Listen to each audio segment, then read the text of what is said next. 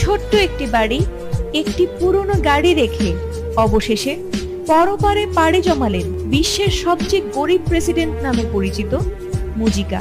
বিশ্বের রাজনৈতিক ইতিহাসে এক অনন্য নাম উরুগুয়ের সাবেক প্রেসিডেন্ট হোসে পেপে মুজিকা। ৮৯ বছর বয়সে মারা গেছেন মানবতাবাদী এই রাজনীতিক।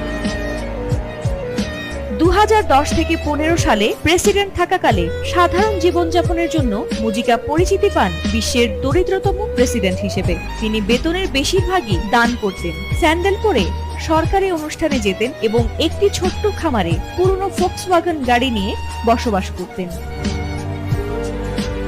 উরুগুয়ের বর্তমান প্রেসিডেন্ট ইয়ামান্দু ওরসি, বলিভিয়ার ইভো মোরালেস, ব্রাজিল সরকার, স্পেনের প্রধানমন্ত্রী পেদ্রো সানচেজ ও গুয়েতেমালার প্রেসিডেন্ট সহ বহু নেতা মুজিকার মৃত্যুতে শোক প্রকাশ করেছেন।